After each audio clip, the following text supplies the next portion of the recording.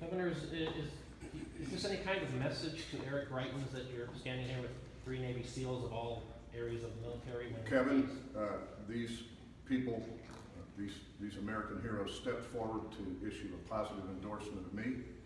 This is an entirely positive message. It speaks for itself. Since you brought that up, maybe I can ask Jared, what are your thoughts on Eric Greitens using his Navy SEAL service as part of his campaign?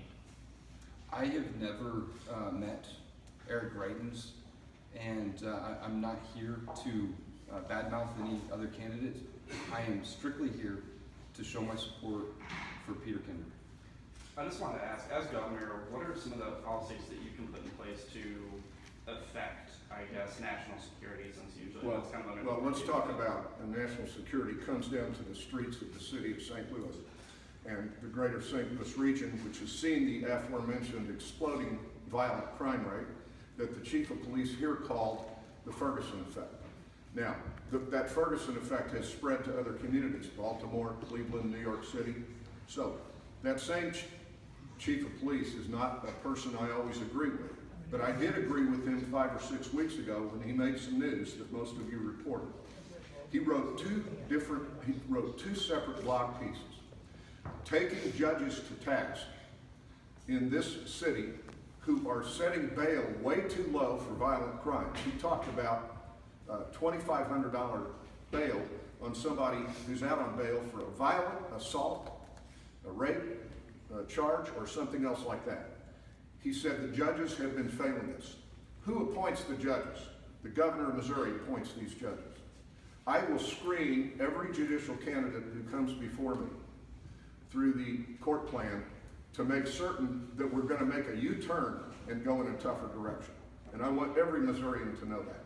How does that tie in with terrorism, though, especially drug terrorism? Well, people are being terrorized on the streets of our city.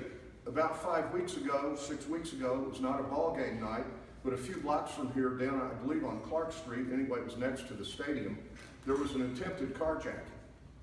It was a very violent attack on this would-be victim, but guess what? The victim was armed, was a concealed carry holder, and he fired back at his attacker and put that guy in the hospital, and the guy lasted 2 or 3 weeks and died of his injuries. That is an occupational hazard if you're going to go into the carjacking business.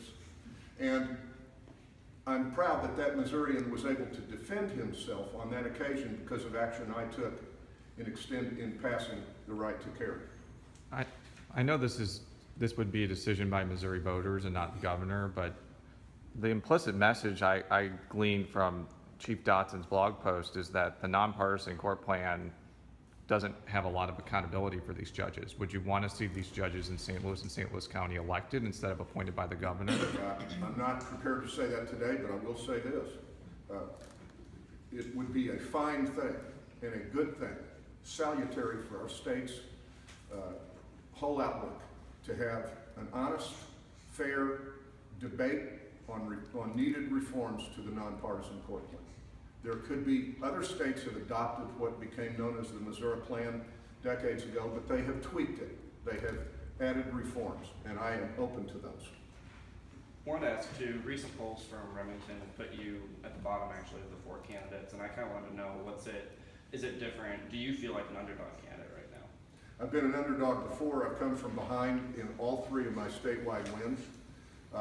There's other polling that shows us in a statistical tie. The top 3 candidates over a week ago showed 24, 23, and 22 of the top 3 of us, with me in the top 3. That is 3 candidates inside 2 points. That was a 600 interview poll statewide. So polls come and go. I don't trust any one poll. The art and science of reading polls has become more and more refined. And the only poll that counts is the one that occurs 2 weeks from Tuesday on the 2nd of August, and I'm confident that that I can once again come from behind while being outspent, as I have before, and make it to the winner's circle. I am the only candidate in the race who's ever won a statewide election. I'm the guy with the trusted conservative record and the trusted record of actually winning elections when no one else does on our ticket.